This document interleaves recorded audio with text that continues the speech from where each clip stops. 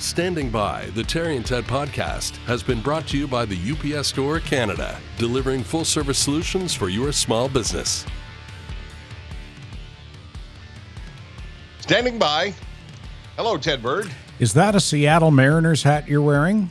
That is indeed a Seattle's Mariner hat. It's my new favorite hat. And you know why it's my new favorite hat? First of all, we've been to a game, and their stadium is absolutely beautiful. But mostly, and this is the number one reason, my head is so big, I cannot find a proper fitting hat in Canada anywhere. And as you may know, Ted, when you go to the States, everything is bigger. And you can find hats for the biggest melons in the universe. And I put a couple of hats on my head at the Seattle Mariners store, and this one just sat on my head so nicely. I was so excited. And as you pointed out, you gave me some fashion advice this morning because as we're recording this, I slept in today, and you said, "Cripes, don't forget to put on a hat." You're having a bad hair day, eh? Well, you still got your bed head. Yeah. Now, is that a sized? Is that what they call a sized hat? Not adjustable. It's just it's the one size. No, it's they actually say to you, "How big's your head?" And I said, "Grab the biggest hat you have." And they grabbed a big hat, and I put it on, and it sank over my eyebrows. There are bigger, apparently in America anyway, bigger heads than mine. Wow. And this was the Goldilocks thing. I put like 3 hats on my head. And this was just perfect. So what I'm asking you, though, is it an adjustable hat or is it the one size hat? Yeah, it's the one size hat. Fits right on the melon. I like that. Yeah, there's no Velcro thing on the back. Right. It just sits right on the melon. Yeah. That's a quality ball cap. It is a quality ball cap. Thank you for noticing. I appreciate that. As you can tell, I didn't, if you're watching this on YouTube, didn't spend a lot of time choosing my outfit because Ted texted me this morning and said, "Where the hell are you? We're supposed to start recording." And so I realized in my music room, which is full of artifacts pertaining to Paul McCartney, I grabbed the first T-shirt. And if you're watching on YouTube, you can see it. I got a Paul McCartney shirt on. There are Paul McCartney pictures behind me. I actually look like a bit of a Paul McCartney lunatic, but that's because my wife is probably Paul McCartney's biggest fan. How are you, Ted Bird? I'm very well, thank you. And yourself? I'm very well. Before we get started, because we do have a guest on this episode, I would like to say thank you and welcome to our new title sponsor, the UPS Store Canada. As you know, Ted, I was at lunch yesterday with David Drucker, who loves the podcast and watches the podcast on YouTube. And he says he enjoys, I'm not sure why, but he enjoys our body language. He likes to watch us interact, and he says he can tell when the laughs are coming. So he's been a fan for a very, very long time. That's funny. I wonder how he can tell. I'm not sure. We'll have to ask him. Yeah. The UPS Store Canada proudly presents the Standing By podcast, season 4. And the UPS stores across the country. Did you know there are over 360 locations now? Since David Drucker has been involved with the UPS Store Canada, they have grown. What's the word? Exponentially? Have I got that right, Ted? Yep, you have. There you go. I don't know what it means, but I know you pronounced it correctly. Thank you very much. And you can find a UPS location just about anywhere in Canada. As I always say, if you are a small business owner, go into the UPS store in your community and you'll be dealing with another small business owner. The franchisees across the country all know what it's like to run a small business, and that's what they do. They are there to help you with shipping, with packing, with faxing, with shredding, anything that has anything to do with running a business, or even a small, simple thing like sending a package to your daughter who's gone away to school on the other end of the country.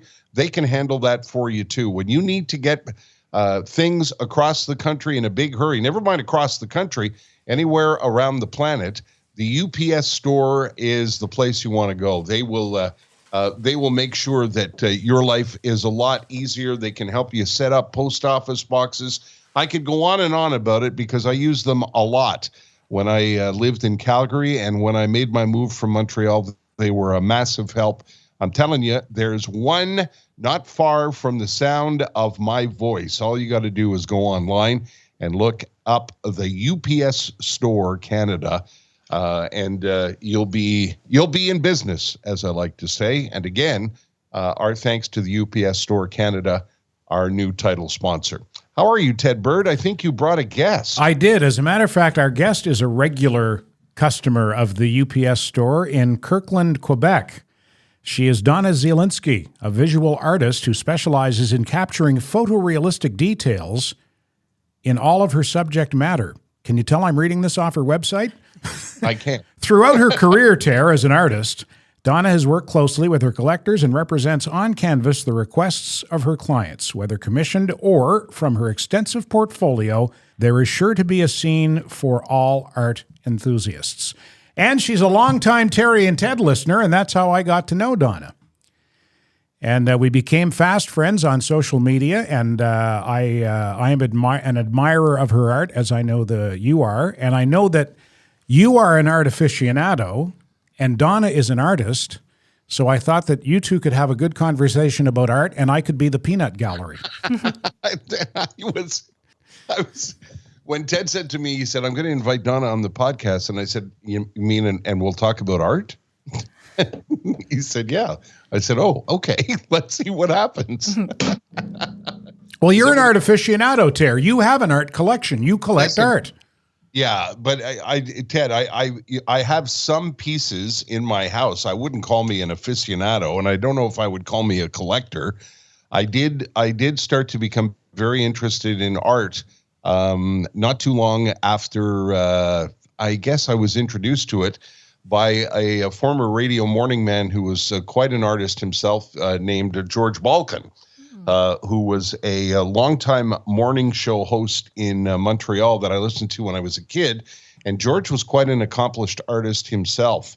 And I had a long conversation with George not too long after I succeeded him at the radio station he worked for many years. And we had a long chat about art, and he introduced me to the folks at, I'm going to gap on their name now, one of the most famous galleries in Canada on Sherbrooke Street. Donna, you can help me with this. What's the name of the big gallery? Alan Klinkoff? The Klinkoff. Thank you very much. The Klinkoff brothers took me under their wing one afternoon and toured me through Canadian art in the gallery, explained to me about, how you can love art like you love music. And I was off to the races, and I've since bought some Canadian pieces over the course of the years. Now, I don't have anything, what's the word I'm looking for? I've got nothing that impressive in my home.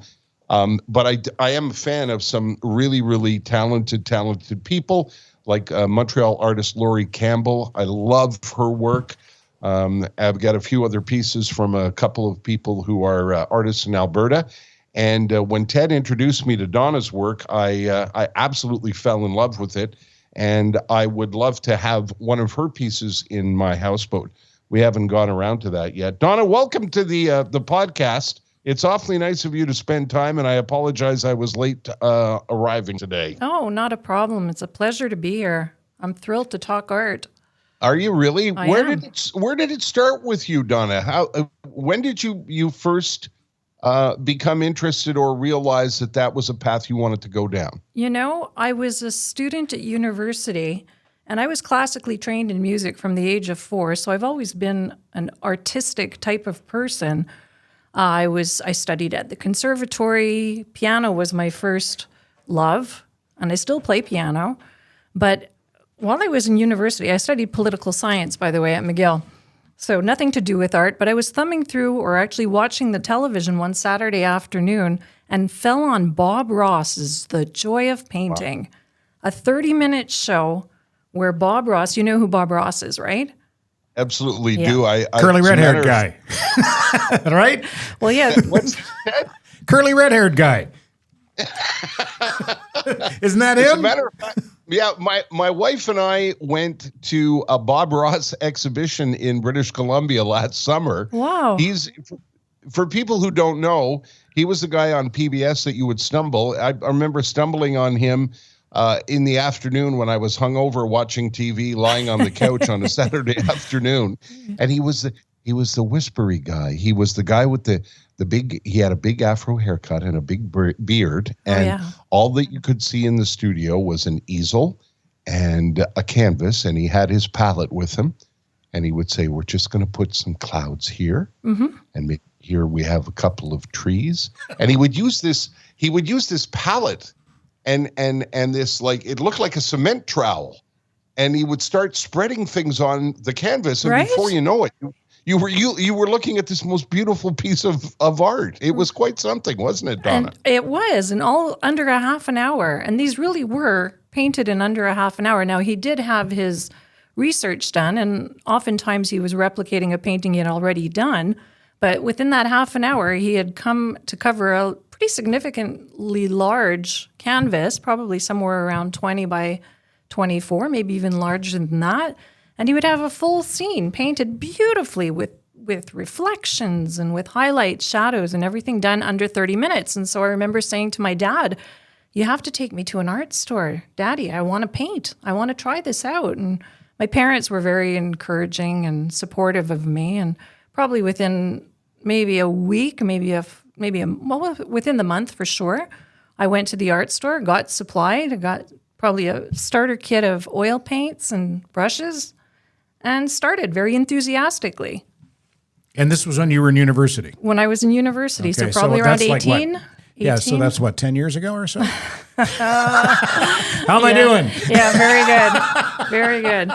So yeah, almost 40 years ago. And so I played with that. My dad is 90 years old now. He still maintains. About 6 months ago, he was visiting the art studio and he looked at a few of my painting. He's always been my biggest critic. He's my biggest fan, but he's been my biggest critic. "Oh, Donna," he says, "you still haven't learned to paint a tree." Oh, sorry, Dad. I like that one. Is he a painter himself? No, he's not. Really? No. But he's quite bold with his opinion, isn't he? He is. Well, that's one of the things that the folks at the Klingoff Gallery taught me the day that I met them. They said, it's not, you shouldn't be looking at art through the eyes of an investor, like, buy this painting and it's going to be worth X amount of dollars in a few years. You look at it the way you listen to music. If it moves you, and it's something that speaks to you, then that's a piece that you want to put in your home. And they explained to me, and this happens to me, that all of the pieces that you put up in your home, whether it's a poster that you buy when you're in university, or a painting, a copy of a painting you buy at IKEA, if it's something that moves you and it reminds you of a certain time in your life, in other words, it really truly is in the eye of the beholder. Oh, it is. Which is where I hear where your dad is coming from, right? You don't have to be a painter to feel a certain way about a painting, right, Donna? Oh, absolutely. And that connection has to be there. And it's funny that you say that, because Klinkoff, they were right when they mentioned to you, it has to move you. Art galleries today, though, there seems to be a trend, at least to the art galleries that I am trying to peddle my work at. They want to have a specific style of painting, and that specific style only represented. And so oftentimes, more often than not, my art is very photorealistic, or it tends to be, not all of it. But I think if I'm true to my own style of painting, what you'll see is a scene that's very representative of what I am looking at or trying to represent. And abstract art and naive art are styles in themselves, but those seem to be what are trending in galleries today. Galleries. What's naive art? Naive art is art. Imagine that you have a boat and you want to represent a boat. A child would draw a boat with a black outline and then color it in with white or blue or yellow or whatever color they see. But that black outline and a very, very primitive style of art. Grandma Moses was probably the most known, I think, naive artist. And she turned out beautiful canvases, but naive art is a very simplistic style in art. Something that doesn't speak to me at all, but I know, And that's what's trending now. It's all in the eye of the beholder, but naive and abstract art goes right over my head. I just don't understand it, and I don't have an appreciation for it. I understand how some people would have an appreciation for it, and there's a lot of people that understand it, and there's a lot of people that made zillion dollars doing it. Basquiat, Miro is another one. These are very, very talented people and widely respected in the art world, but something that doesn't speak to me. So I'm surprised to hear you say that about galleries, Donna, because that, when I go to a gallery like a Klinkoff gallery, you want to see all kinds of different styles represented. Absolutely. And, we have a country house up north in the Laurentians. And so the first galleries that I started pursuing for my own representation were the galleries up in the Laurentians, because I thought they would be very supportive and encouraging of a local artist. And I'll tell you that most of the galleries that I had contacted didn't even contact me back. And the ones that did, I appreciated their feedback. But what they said to me is, at least up north in the Laurentians, a lot of the homeowners are second houses, and they're looking for a very specific type of art. And it's art that would not necessarily be represented in Montreal, but it's not art that is very realistic, and it is not art that would be very creative. So I made the mistake of saying, art that you would see at Winners? Is that what you're looking? Good for you. Good for you, though. Yeah. That's really puzzling to me, because that would be like going into a record store and, the record store owner saying, we only carry heavy metal here. You can only buy heavy metal records here. Right. And I was very surprised because, I started when I was 18, but really in earnest, probably about 8 years ago was when I really found my brushes and started exploring with watercolors and graphite and doing the oils that I do now, and really, really spending time trying to churn out quality artwork. And so when I sent my portfolio over to this one particular gallery, I was quite thrilled with, I had sent a variety of different styles, thinking that something might appeal to them. And some of the work was really local works, things that I see on our lake or along the street, very Canadian, thinking, of course, the Laurentian Gallery will like to represent this, but no.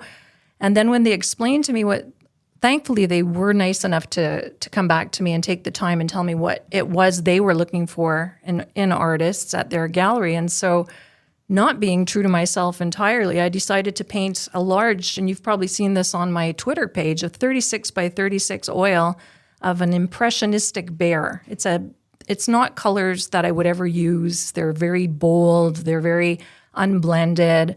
And it was a bear head. And, I like it. It's hanging up at my house up north, but it's certainly not one of my best works. And so I sent that to them because this is the type of art that they like to represent at their gallery.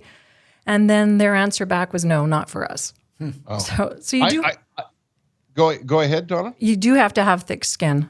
I did not know that about gallery owners. And again, I'm not an aficionado. I buy things, I see things that I like and I buy them if I can. But I think that belies the history of artists in Quebec, don't you think? Yeah. Like when you think of the famous Quebec artists, that's not true at all. It's the same thing as if you're traveling in Europe, or if I hate to reduce it to this, but if you go to the Old Port and you're looking at the sketch artists, they're sketching what's in front of them, what's local. If you go to, a roadside stand in Tuscany, there's usually somebody in a Tuscan field painting what they see in front of them. Right. So that's really surprising to me, because when you think of some of the classic Quebec artists that are now worth hundreds of thousands of dollars, they're representative of where these people lived and grew up. When you think of, like John Little, I would love to have a John Little painting in my house, but I can't afford it. And when you look at a John Little painting, you go, that guy's from Montreal. Exactly. And he's one of my favorite, Canadian artists, always has been. And I am influenced by him. And some of my Montreal scenes, like you've seen my Leonard Cohen Crescent Street, and I've done another one recently in watercolors of the Plateau. They're not John Little's, certainly, but they're on that style where the street scene is just the street scene. It's Montreal. It's representative of Montreal. And I've contacted other Montreal galleries. They're not interested. They want naive art. That's what's selling. And Ted has a story about going into a gallery on my behalf.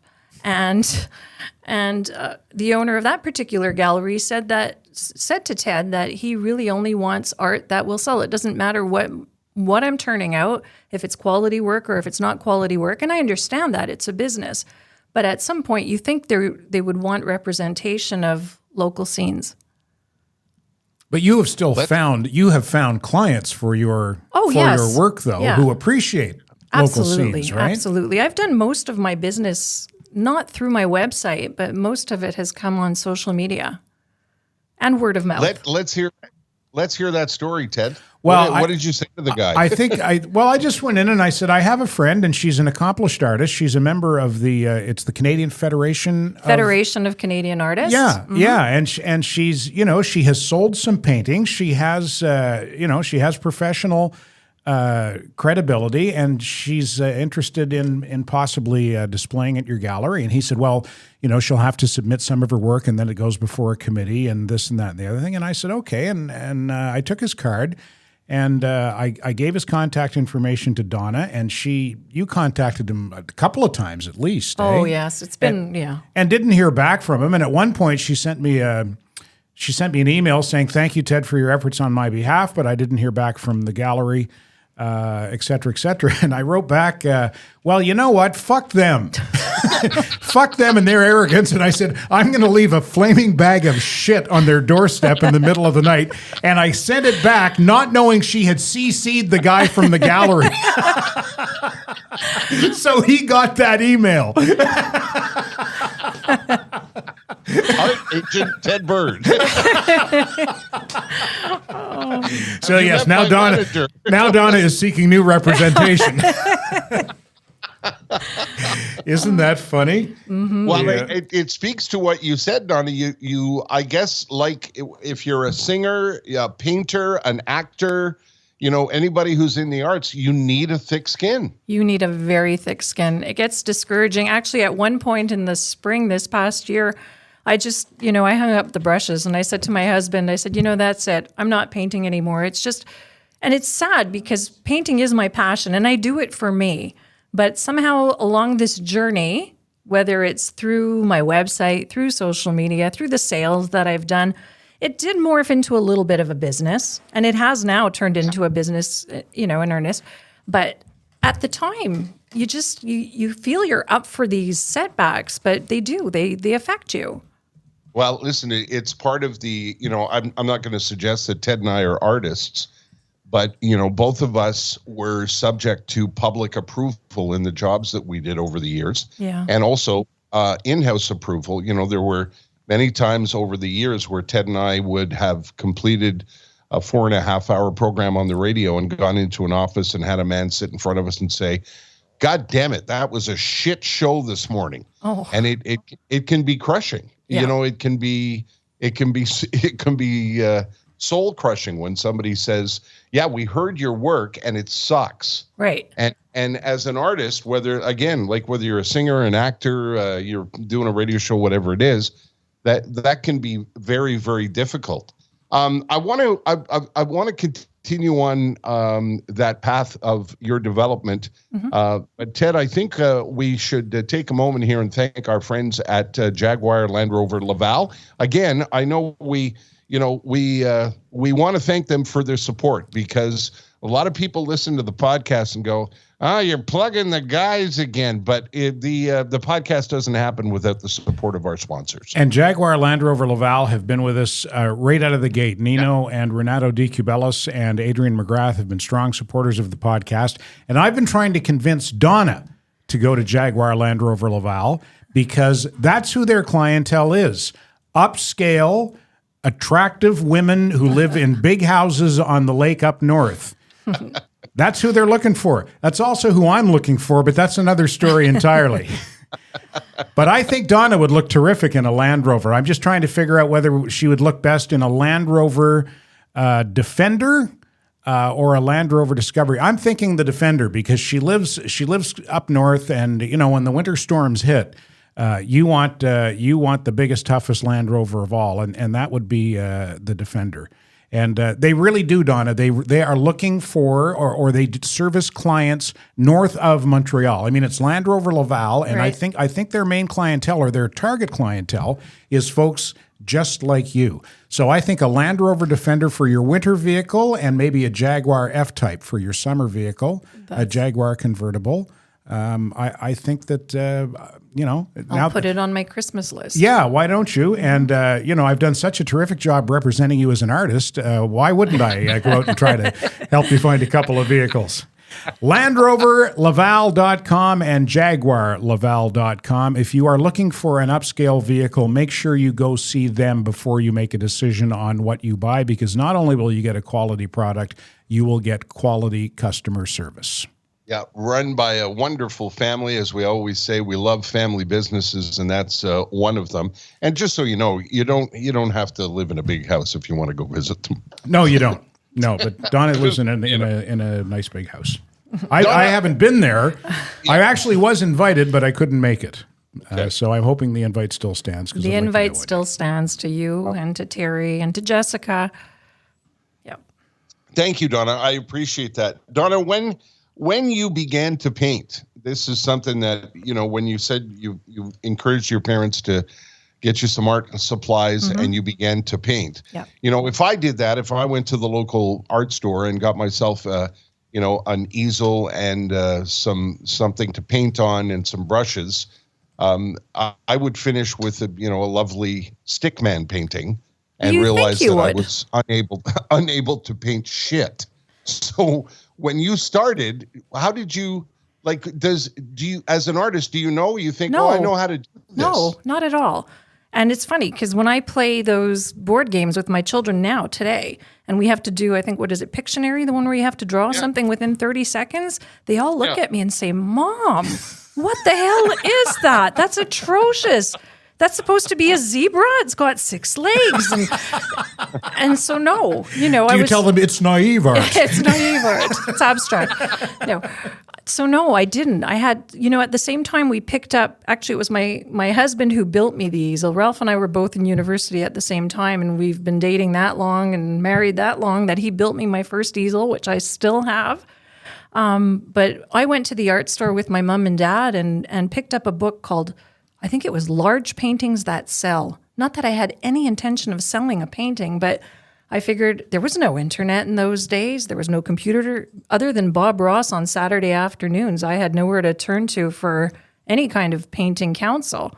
So I bought this book and I tried to emulate what I saw in the book. And my parents, bless them, still have these paintings hanging on their walls, framed at home. But they were very, very simple, and I've developed a lot in my style. When my children came, I was very busy. We had moved to the States. I had hung up the brushes, and I didn't paint probably for a good 20 years. Because with oil paints, you have to have a dedicated space. You can't just, I suppose you can, but you can't really pull out an easel, work on a canvas, and then have to put everything away at the end of the day because you have to make dinner and you need the table or you need that area to cook or serve in. So you need like a dedicated studio. Right, and I never had that. So only when I did have a dedicated studio is when I really started, I think, pursuing the art on a more professional level. Mm-hmm. And do you see it? Is it like I keep trying to use examples of other disciplines. Is it like a singer? The more that you sing, or an actor, the more you work, the better you get at it. Yes. With every canvas that I do, I still learn. I just finished one on the weekend that I thought I was going to continue, but I looked at it this morning as we were leaving the country, and I thought, no, that one's done. But you learn so many techniques as you go, and I've never once watched a YouTube video on how to paint other than Bob Ross. So I'm entirely self-taught. I've made some really bad canvases that have ended up with some X's on them and, into the trash. But you learn from those. I had a mentor in England. He's still my mentor. And he told me one time, maybe 10 years ago, never give up on a painting. There's always a way out. And from that point on, I really... That's interesting. That brings to mind the old expression, I've painted myself into a corner. Right. Right? Do you get there with a painting sometimes? Do you get to a place where you go, uh-oh. Absolutely. Now what do I do? Absolutely. You get enthusiastic with glazes or things, and then suddenly, you've lost the scope of the painting and originally where you were going. And oftentimes in a piece of art, you start off expecting to paint something that you either see in your head or be representative of something you're looking at, and it takes its own turn. It develops on its own, and that's the fun about art. You see things that develop without having expected them to be there. That's really... That reminds me, Donna, of Bob, what's his name now? Bob Ross. Bob Ross. I remember him, watching his programs, not being a painter myself, but like a lot of people, I was absolutely fascinated by him. And I remember him saying, making what he would call a mistake where he'd say, well, I was going to put a rock here, but let's turn this into a tree. Right. And he called those happy accidents. He would, and he would call them happy accidents. Yeah. And would add to the painting. So when you wander into the studio and you're standing in front of a blank canvas, what is it that moves you to say, okay, today I'm going to paint the lake, or today I'm going to paint the back of the house? You know what I mean? Like, what is it? Something that moves you to go to the canvas and begin to construct a painting, or do you just sit in front of it and then go? Well, sometimes that's a really good question, Terry. Sometimes it's a bit of both, but mostly what moves me and inspires me is light. There has to be incredible light, or at least very interesting light. And oftentimes that happens when there's flat light, that things will pop out at you. If I'm looking at the lake or looking at a tree or whatever's inspiring me that particular day, something's going to really stand out because of the light, whether it's the shadow, whether it's the highlight, but the light. So I would probably consider myself mostly a painter of light. I won't do a painting if there's not interesting light in it. Or if I do, it's not going to be a painting that's interested me much. Because I do paint commissions as well, and people have asked me to paint different things that certainly I wouldn't necessarily want to represent, but it's a commission. So, if it's important to them and they're important collectors to me, then I'll do those. How much has the house up north influenced your work? Oh, I think not the house in particular, but the region. The setting. Yeah, we've been up in the Laurentians for probably 20 years. We started off in St. Agathe and then moved to the Estoril region. And I had dedicated studios in those homes.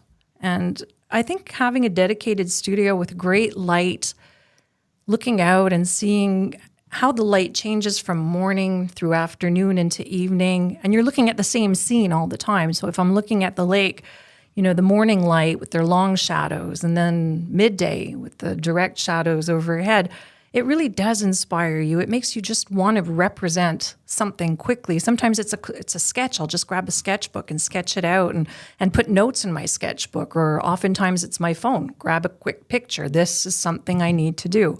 So I have files and files of paintings I need to do.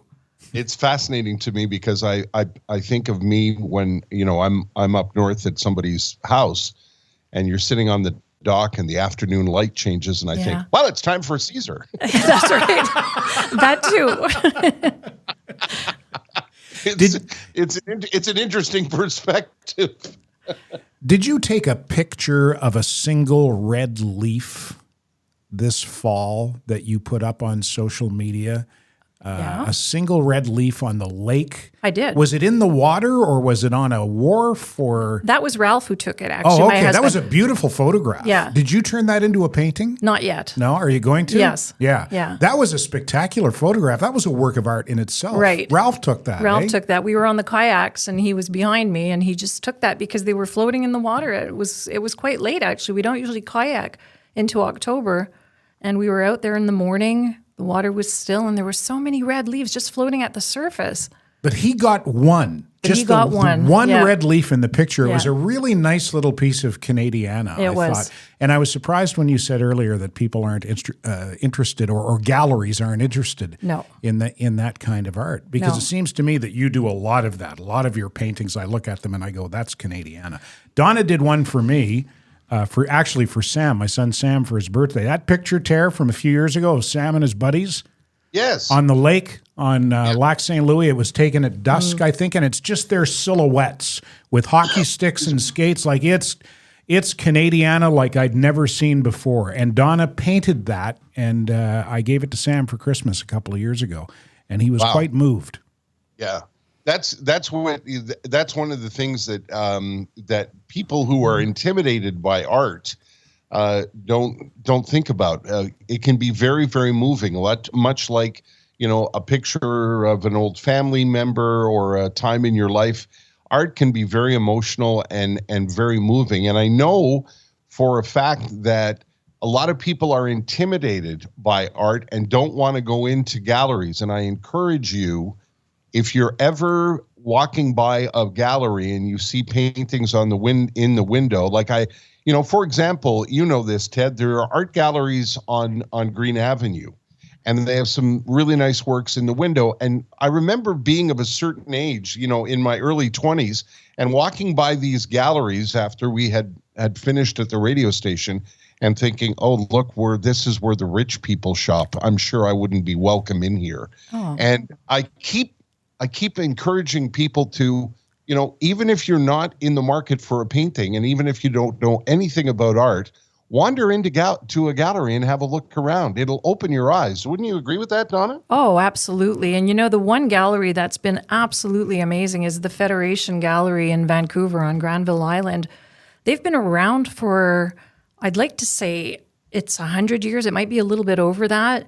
But they were originally founded by some of the group of seven, like Lauren Harris and A.Y. Jackson. And they represented these Canadian artists. And they're very much the opposite of what I've been saying about a lot of the local galleries that I've visited, because they do promote Canadian art and they do promote Canadian artists, and they want to see content of all styles. So they will represent naive, abstract, photorealistic, impressionistic, expressionistic. It will all be there. But they're very good. They're a nonprofit, so that's a big plus. They're really in there to promote culture, art. They've added sculpture recently as well, so 2D art, 3D art. But they've been very, very encouraging in terms of, submitting, being juried into, because they're not an easy organization to get to represent you at all. You have to be juried into them. And what does that mean, juried in? I have to submit some works, and then they will have a panel of possibly 10 or more judges who are members of the Federation at a certain level, probably associate or senior. And they will look at my work and they will judge it on merit. And that will be judged. I'm not sure which, what their criteria are, but they're judging them. And in order to be accepted into an exhibition, they have to be juried in by the majority of those jurors. Right. Jurors. Yeah. And I know, for example, the Klinkoff Gallery, every year, I hope they're still doing it, but every year they used to get in touch with their collectors. They have some heavy hitters who are collectors of Canadian art, and they ask those collectors to lend them some of their works. And they close the gallery to commerce and invite students to come and look at some of the most famous Canadian pieces that Montrealers collect. The Bronfmans, the Steinbergs, those families who are serious art collectors, and they put those things on display. And the other gallery in Montreal that I I encourage people to drop in on Sherbrooke Street is the Heffel Gallery, where you can go stand directly in front of some of the most famous paintings on the planet. They have an exhibition every year that often includes works from the Group of Seven, and the pieces are hanging in the gallery, and they spend a couple of days showing them, where you can just go in for free and wander around the gallery. And there are always people there to tell you about those artists. And I found that those kinds of things help inspire me to become more interested in art, Donna. Yeah, absolutely. I mean, to open up a gallery for the reason of nothing else but to showcase the art that you want to expose your Canadian youth. You want to encourage. You want to develop culture in our youth, really. And that's a great way to do it. But often that's not the case. Yeah. I want to get to some of the artists that influenced you as you began your career, Donna. But before we continue, we're going to continue to thank people that support the podcast. And that includes Sean and the crew at Vozwin. Ted and I were so pleased when we sat down with Sean to talk about Vozwin and his support of the Standing By podcast. And when we were driving over there, I said to Ted, I don't know what this guy's doing calling us. It's an engineering thing. I don't know if we're going to understand any of this, but we met Sean and we were completely taken with him and what he does, Ted. And it actually makes sense. I mean, Sean is a guy who offers a service, an engineering consulting service. And, there are all kinds of, you can find an engineering need just about anywhere. I don't know about in an art studio. Do you have any engineering needs in your art studio, Donna? Anything come immediately to mind? Not immediately. Well, if it does, here's what Sean and the team at Vozwin do. If you are an innovator or you have an existing business or service and there's an engineering component to it and you don't know how to approach it, that's where Sean and Vozwin come in. Mechanical and industrial engineering and design, electrical engineering and design, and software engineering and design. If you need one of those components, they are experts at that, and they can take your product and service and enhance it with their engineering expertise. Sean Smith and the team at Vozwin. Stop the spin. Call Vozwin. Take the idea, as Terry likes to say, from your head and put it into your hands. That's what they do at Vozwin. They're good folks, and like I say, if you've got something, Ralph probably has all kinds of things that could use an engineering component, although he's probably also got pretty good access to engineers himself, eh? He is an engineer. Oh, is that right? Yeah. Well, there you go. He might even know Sean. And I ran my slogan by Sean, but he didn't go for it. Don't electrocute yourself. Call Vozwin. Yeah, he decided to go with stop the spin, call Vozwin, and vision to innovation. Let me ask one quick question while I'm thinking of it, Terry, before you get to Donna's artistic influences, because this has been with me ever since I found out that we were going to have Donna on the show. I know the difference between Beethoven's Fifth Symphony and chopsticks. Like, I know that. But if you put a Van Gogh in front of me and another really nice painting of flowers that somebody's who's not famous did, what makes the Van Gogh the Van Gogh? What makes that worth millions and millions and millions of dollars? Whereas the other one that Irv Piffle from down the street painted looks very nice, but it's not worth anything. I'm not an art historian, but going back to Van Gogh, I mean, Van Gogh had his very specific style. If you take apart or if you enlarge one of his paintings and look at the detail to get, for example, Starry, Starry Night, the swirls, and enlarge those swirls and look at what's going on in those swirls. So I think it's a lot, the layers, the colors, the styles. And Van Gogh really did not meet the requirements of society in his time, the art society in his time, and in the time of his living years, he didn't sell one painting. So a lot of the fame comes after death, and that's true of a lot of the Impressionistic artists, probably most of the Impressionistic artists who were living in France as well. The same was true for them. And these would be Renoir, yeah. Manet, Sisley. They were all, none of them, they were all frowned upon and ridiculed by the artistic societies of the time. Crazy. So yeah. That's so arty. It is. It is. You suck. What, he died? Okay, that'll be $1 million. I know. It's just, Yeah, dying helps. Yeah. dying helps. Don't think of anything, guys. Hey, Donna, can we talk about some of the painters or works of art or artists that may have influenced you, and if there are some very famous artists that you found very moving and influenced you, how do you avoid trying to, how do you avoid copying them? Right. So I think so who inspired me most? Probably the impressionistic artists. Alfred Sisley would probably be my number one. I loved his works. He often used muted tones in his scenes. They were local scenes. They were scenes of the French countryside, summer and winter. John Little, Canadian, absolutely incredible. Tom Thompson, one of the Group of Sevens. Again, different style. All three of these are very, very different styles in art, but very, very unique. What inspired them most were the world that they lived in and the scenes that they saw every day. So not anything extravagant, just a local scene. So for me, some of my best art has been art that has represented the lake, the creek, the little beaver dam that's just, a stone's throw from the house that I walk by every day with the dog. And I look at that and I think, God, it's beautiful in every season. And I don't know if everybody sees beauty in it, but I just see something that needs to be represented. So I think, living in the world that you're actually in front of and part of and representing that. And that can be, like Ted said, a leaf floating in the water. Suddenly that's something that wants to be represented on canvas.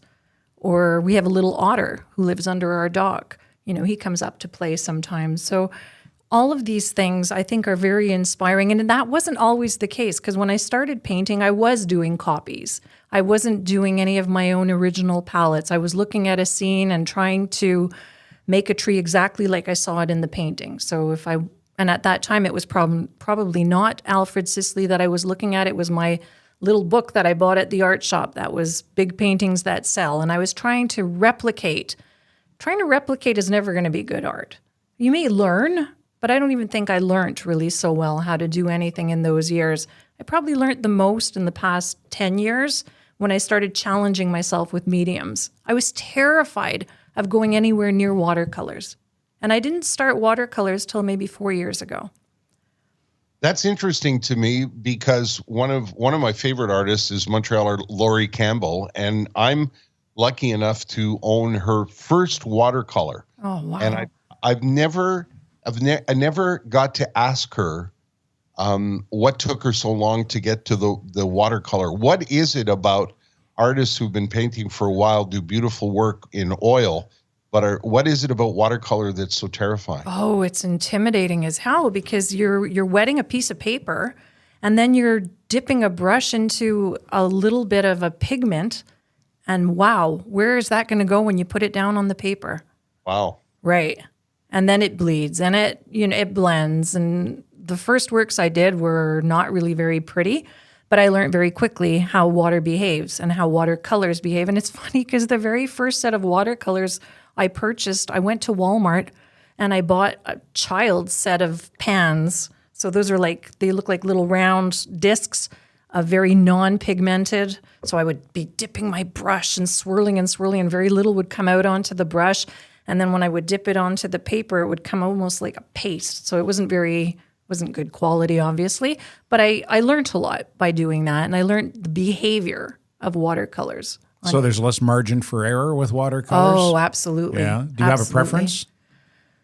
I would have said oils, but I do have a preference. Yeah, it would be watercolors now. Yeah. Mm-hmm. Yeah. Because you've become better at it, or I have become better at it. Yeah. It's funny. Once I learned the difference between oil and watercolors, and I mean, it sounds stupid because once you know the difference between an oil painting and a watercolor painting, it's pretty obvious. But when you don't know, you don't know. I don't know. There's something very, very I don't know. Is the word calming? There's something there's something very gentle about a watercolor. Do you know what I'm saying? Yeah, Donna? they're loose. They tend to be loose. I don't really paint watercolors in a loose style often. I tend to be a little bit more, again, realistic in I'll go very strong with the pigments and the lines, but they're very often very washy and they are relaxed, very different than oil paintings. Yes. Yeah. Is there a point, because all artists will understand this, again, whether you're an actor or a singer or even a broadcaster, is there a point that you remember where you were finished a piece and you went, shit, I'm getting good at this? Is there a point? Or was there a Probably, point? Was there a yeah. specific painting you remember standing back and going, you know what? That's pretty goddamn good if I do say so myself. And I think it was probably in graphite, where I just, because graphite, again, I went and bought a set of pencils and thought, what can I do with this? I see a lot of work. I see a lot of things that interest me. And I think I did a scene of the Swiss Alps in pencils, very, very detailed. Took really a long time to get all those little details in there. And when I finished it, I said to Ralph, I said, you know what? Let's go get a frame. I want to frame this. This is good. And typically I'm a really strong self-critic of my work. I'm never quite satisfied. But with the pencil work, I was. Did you run it past your dad? No. Christ, Donna, you call that an Alp? Nope. He's mellow, though. He likes my art now. He does. This past week, Donna, I found myself being introduced to a number of artists that I would have never found and never heard about on social media. How has social media changed the art world? Oh, that's a great question. I think, it's developed. A lot of people have started painting because they're so inspired to see what other people are doing. And social media did have that impact on me. There is a great artist in England. His name is Simon Haig. And I don't know how I fell upon him about 10 years ago on Twitter, but I looked at his work, and still to today, he is probably the artist who inspires me most. That would be, I won't call him a peer because he is, I will look up to him. But he had these incredible photorealistic paintings. And I don't think I would have gone down the watercolor route. I wouldn't have gone down the graphite route. I would have stayed in my oils, and I'm not sure I would have developed in the way I developed had I not explored graphite and watercolor. So I think a lot of artists are doing that. I see some artists that were not painting at all 2 or 3 years ago who were inspired on social media by whom I don't know, probably by, just groups of artists, and have started very, very primitively with art that really you would kind of shrug and say, oof, that's rough. And yet they do get a lot of encouragement, because social media can be a really nasty place, but it can be wonderfully encouraging as well in the certain community. And I find so there's a lot of interaction in the art community on social media. There is, media? and there's a lot of support. So, people, but then you question, why are people being so dishonest? Because that's not a good painting, and why are they saying to him it is? But, it's encouraging, and that's what it is. And so, people will start, and you see, if you watch this specific group of people who have just started very primitively in their art, and they're posting regularly and painting, and it's, as you said, Terry, it's the practice, it's the rigor of doing it daily, weekly, however they're doing it, but they're doing it regularly, and they're developing. And then suddenly in a year, this artist who is churning out, really not so pretty art is selling.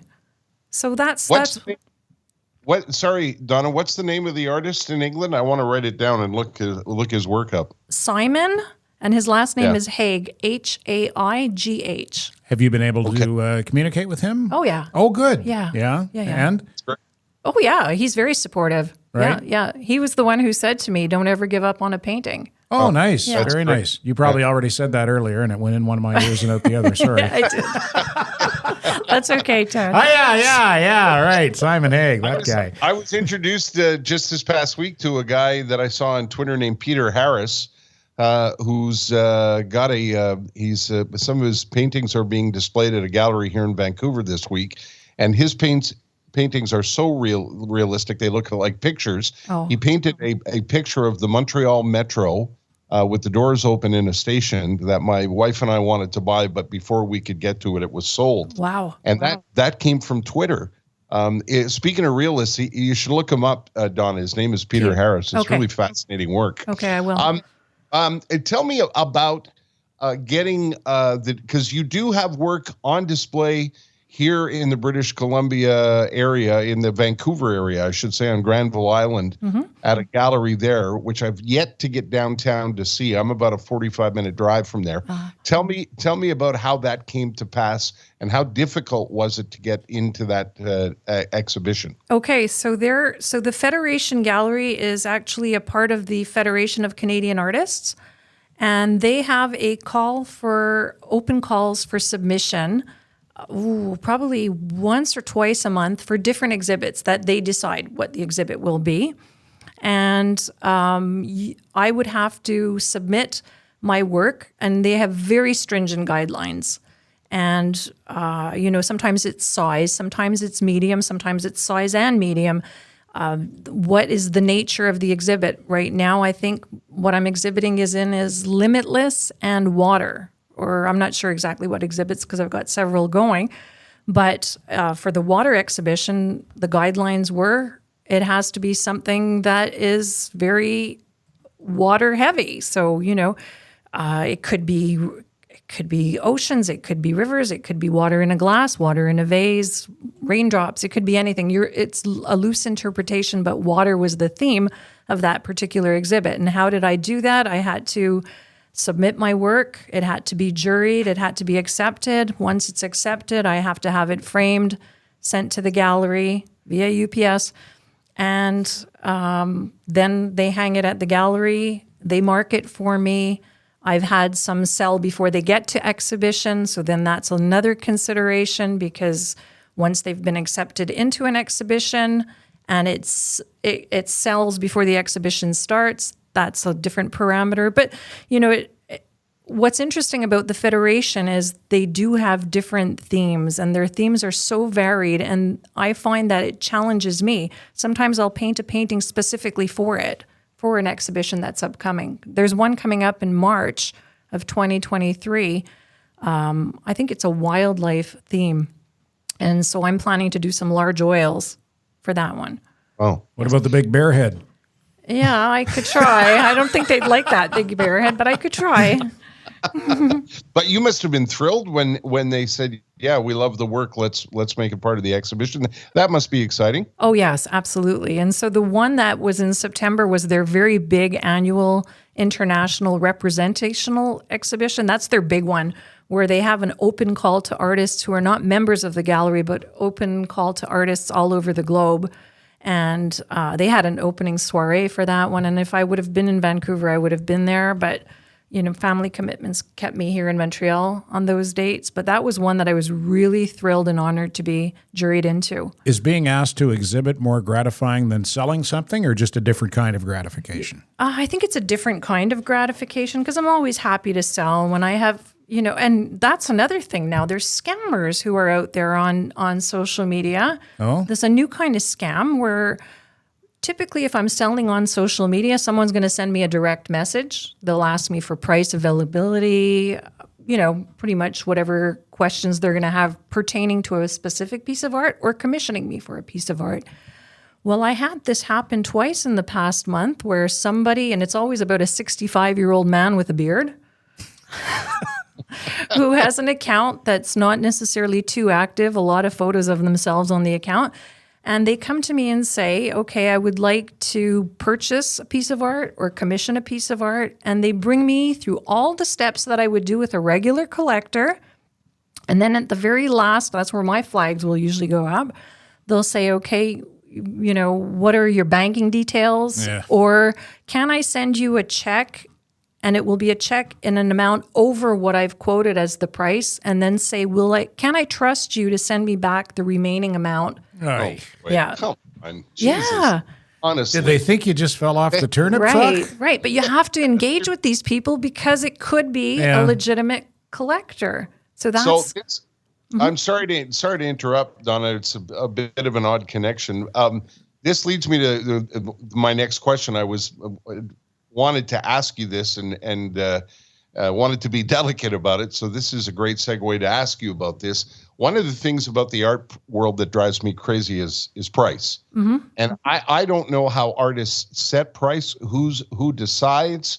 I mean, I get it. It's kind of a supply and demand thing. If you find an artist who's popular or gaining in popularity, there's a Vancouver artist that I absolutely love named David Wilson.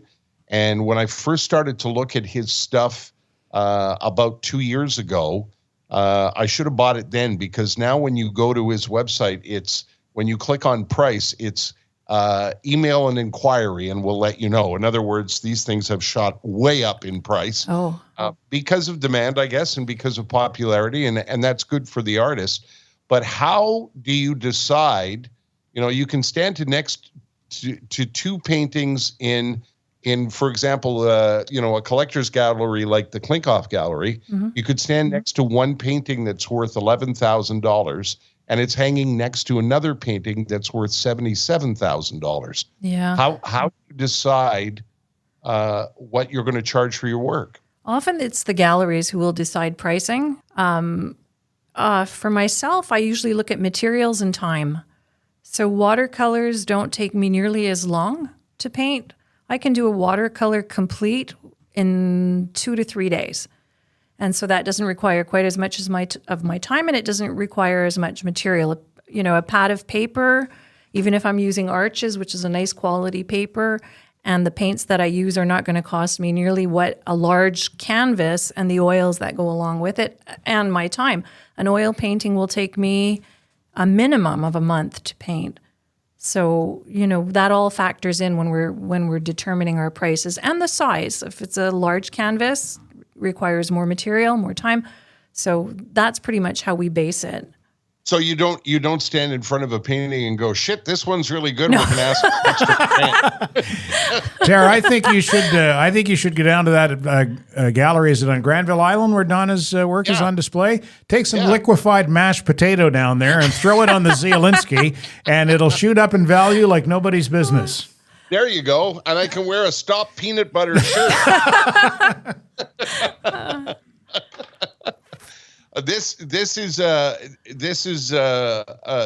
it's a touchy question. But what's the most that you've ever priced a painting? What's the highest painting you've ever sold? 4,000. So I don't typically go higher than 4,000 on a painting. That'd be for a large canvas. We're talking probably 36 by 48. And I've not ever painted larger than 36 by 48. A lot of my watercolors are small. They are usually 9 by 12, 11 by 14. They start at 800 and range up to 1,500. And then the oil paintings, the smallest oil painting I would have is probably 11 by 14, and that would start at 1,500. And then they would cap up at 4,000. I never did pay you for the one you made for Sam. What do I owe you? Nothing. So for example, if you want to buy, because I've looked into it, sometimes you can find John Little's work, and like a little 8 by 10 John Little is now $5,000 or $6,000. Right. And a sort of regular size, what I would call a regular size painting, is anywhere between $15,000 and $30,000. That comes with reputation, correct? It does. I would imagine that's what's getting it there, because I have some friends in the art world who are selling their paintings, and typically I would say there's always between 3,000 and 6,000 for oils, right, or larger oils. Yeah. Do you see a time in your life, Donna, where you're going to, or is it an ambition of yours to end up as one of those artists that's not only sought after at galleries, but are in a lot of collections around the country? Well, I thought it was. I was working towards that for probably a good 6 months, and then I stopped. I had to stand back and ask myself, why am I doing this? Why am I painting? Painting is really my purest form of joy. I like piano and I play cello. Play the cello too. She's a cellist, Tara. She's quite an accomplished musician. Not very good, though. No. But we'll be the judge of that. I should have got you to bring the cello in. Favor us with a tune. Imagine. Oh my gosh. No, so that's always Cello been and art, Ted. Yeah. No one will recognize the podcast. What the hell's happening? What are they doing? What's happening to this? But no, I did, Terry. I thought I wanted to go down that route, and I'm thrilled when I am represented by a gallery. But then I stop and say to myself, what's the point of my art? And the point of my art is to give me pleasure, because I can go into my art studio at 8 o'clock in the morning and Ralph will be tapping me on the shoulder at noon saying, hey, are we even having lunch today? And I'll think, is it lunchtime already? Because I get lost in my paintings. And then I'll head back. And, oftentimes with the oils, you're working with some kind of funky glazes that have very toxic chemicals in them. And I'm a little dizzy and lightheaded, but I'm still in there. I'm still painting because I love it. It's never a chore. Don't you think that's where the best work comes from, when you get completely lost in it and you just sort of let your... And you're high on the fumes. Oh, yeah. Yeah, exactly. You let your heart carry you away. Absolutely. And that's where commissions can really be challenging, because a lot of times it's not a subject that I would choose to paint. And then they, sometimes the collectors will have their own color scheme that they want to go by and maybe not interesting light. So Then for it me, becomes work. Then it becomes work. Yeah. And then I can get pretty cranky. So commissions are an interesting thing. I once I thought it would be a great idea one year to have a portrait of my family commissioned. And I brought a picture to an artist who was represented at a gallery, and I'd already had one of his pieces of work in my house. And I commissioned this painting, and I was very excited to present it to my mom and dad for Christmas. And when I picked up the painting, my father looked like he had a stroke in the painting. Oh, no. I had a pig nose. So I was let's say I was underwhelmed by what was delivered. You should have just taken them all to Sears for the picture, Ter. That's what I should have done. The painting hangs in a dark corner in my parents' basement now. Oh, you actually bought it? Because I just wasn't experienced enough at the time to say, no, right. I'm not taking that home. Anyway, I'm curious about what people commission you to do, and when they commission you to do something, do you take it and go, oh Christ? I've done that once. Okay, only once. Yeah, once. For the most part, they've been fun. Pappy Van Winkle, who is an old character. I guess he's the founder of a whiskey brand in the States.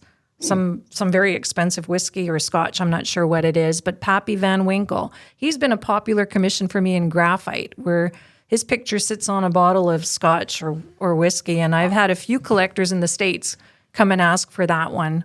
Oh, yeah. That's interesting. And that's been a fun one. I've seen that on your social media. Saw that yeah, one, that's eh? cool. I like that. Yeah. That's a great name for that's a great name for anything. Pappy Van Winkle. Really? Yeah. You wonder why he didn't make pillows.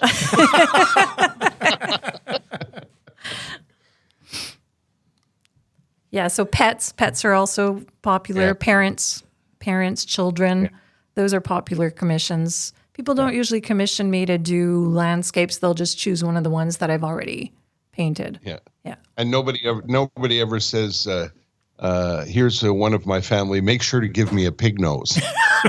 Well, I'll tell you a funny story. One lady who was a regular collector of mine, and she's just a dear lady in Chicago, and she commissioned me for 3. One of them was Neil Peart at the drums from Rush. Wow. Yeah. And another was her mother-in-law with her husband and his brother when they were children in front of the Parliament building. And she sent me a Polaroid from the 1960s and said, can you do this as an oil painting? And as I started, I remember sending a picture to Simon saying, I think she looks more like Jesus Christ than, she really looked terrible, and I couldn't do it because she wanted it to be rather small. So in the end, the lady's face was the size of a postage stamp. And when I finished it, she said to me, I would like her to look more like, can you do a mix between Mona Lisa and Sophia Loren? And I thought, sure. Oh, yeah, sure. But yeah, so that was one that I had, that was a big challenge for me. Yeah. Donna, I it's my intention to have one of your pieces in my very, very small collection. I don't even know if you can call it collection. I think I have about 7 or 8 paintings that I'm very, very, very fond of from Canadian artists, and I would love to have you. I would love to have one of your pieces of work. So that's my intention over the next little while, and I'm going to do my best to get down to the gallery before that closes. I would love to send you pictures from the gallery down on Granville Island. By the way, Granville Island, I don't know if you know, but it's quite a hub for the artistic community. Lots of theaters, lots of art galleries, and artisans doing all kinds of different things. It's a real feather in your cap that your work is on display there. Oh, wow. Well, I do plan to get there at some point, maybe in January, to one of the exhibitions, because I would love to see it. And Terry, I'm thrilled and honored that you want to have one of my works in your home. Really. Thank you. Where's the best place people can find examples of your work online? Website and social media? Yes. I try to keep my website up to date. I'm not sure it's up to date with every exhibit that I've done, but it's got most of my art on there. It won't indicate if it's sold or not. I don't tend to do that. But, if somebody's really interested in something, I can always do something similar. DonnaZielinski.com. ZIELINSKI. That's right. .com. Yep. I think what we should do, Ted, and we don't often do this, we should put when we post the podcast, we should put a link up to Donna's website. Absolutely. 100% we will. You know what we have to do before we go? We have to do the tweet sheet, because I set aside 3 specifically with Donna in mind. Oh, okay. Because I thought that she could. It's not often I think Maureen Holloway is the only other woman we've had as a guest. So I found 3 tweets that I would like to get a woman's perspective on. Very good. From the tweet sheet, which is something that we do every episode. 3 funny tweets. Well, I think they're funny anyway. Donna, and you can be the judge of that. Are we all set to go, Poseidon? Here's one from at Canadian Beaver 13. Men gather round. If your lady is annoyed by something you've done, it's always smartest to ask her if she's on her period. And then when she gives you a dirty look, tell her she should smile more. Report back with success stories. That always works. Isn't that funny? Oh. And that's a woman who wrote that, too. Maybe you want to go ask Ralph. Yeah. That's just a scream. From at Mr. John Darby, being murdered by a woman. Me. Actually, you're holding the knife wrong.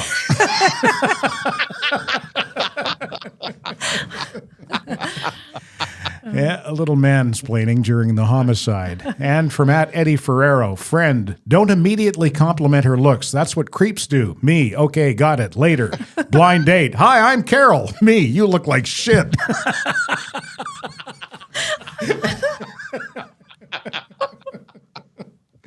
Isn't that funny? I love me some funny tweets. There's the tweet sheet. Listen, just before we go, we have to thank a couple of our supporters.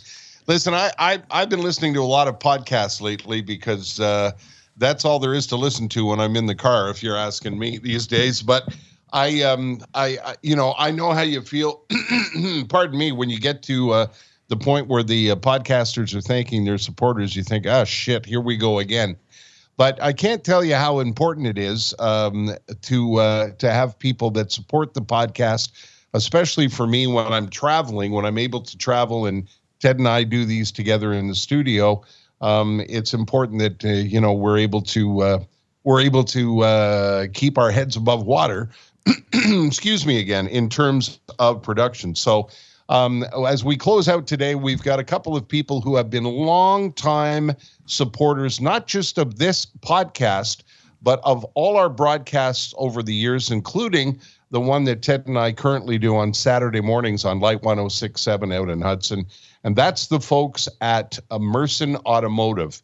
Merson Automotive are a local automotive spot that have been in the same spot for over 50 years, looking after Montrealers' families for all of these years, not just with tires and changing winter tires and keeping cars on the road and up and running and safe. This is an important thing. You remember, your cars are transporting your family. You want to make sure they're up and running properly, and you want to be able to deal with somebody who's honest as the day is long, as I like to say. And that's how both Ted and I were introduced to the family at Merson Automotive. The Mersons have based their whole business on making sure that they never do unnecessary work.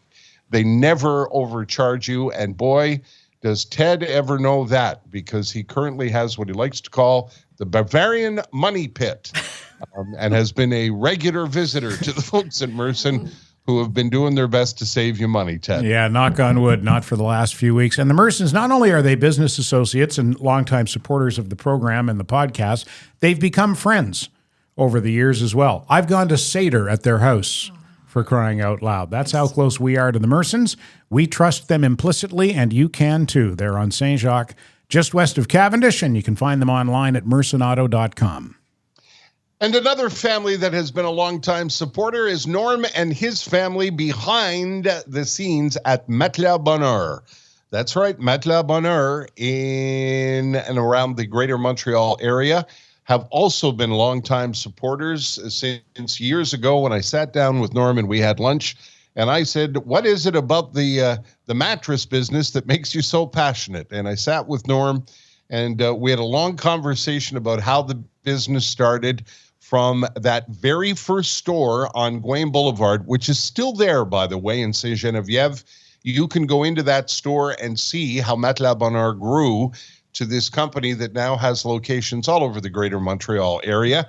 And you can see what I'm talking about when you go into that store in terms of the sleep experience and the mattress shopping experience, which is never a lot of fun.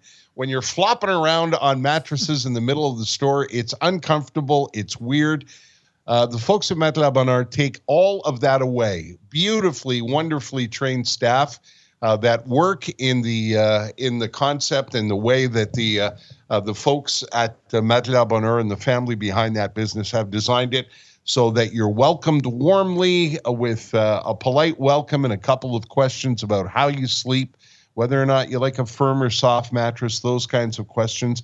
Then they steer you to a different part of the store where they'll show you mattresses they think you would like, and then they leave you alone. They don't follow you around and pressure you.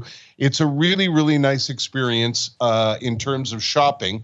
Whether you're looking for, just a guest room mattress, or it's time to change the mattress in your bedroom, or the kids have moved out and you've decided that it's time to update the guest room, whatever it is you're doing, they have pillows, they have sheets, they have linens, and they have a wonderful, wonderful staff and a great shopping experience. Go to matelasbonheur.ca, and if you drop in one of the locations to get that shopping experience, tell them that Terry and Ted sent you. There are promo codes, TER04 and TED05. Just tell them that you listen to the podcast, and they'll find you an extra 5% off your purchase. My thanks to the people at Matelas Bonheur. Ask them about the Pappy Van Winkle pillow set. That's an intriguing name, isn't it? It sounds like that. A great trademark. Yeah. This was fun. Donna, thanks so much. I never thought we could have so much fun talking about art on the podcast, but look at that. We had a ball, and I think folks are going to enjoy this episode. Oh, well, thanks to you two so much. This was a lot of fun for me as well. Ted? Tara? Please tell Poseidon thank you very much. Thank you very much, Poseidon. You're welcome. Naive art, it believed its own hype.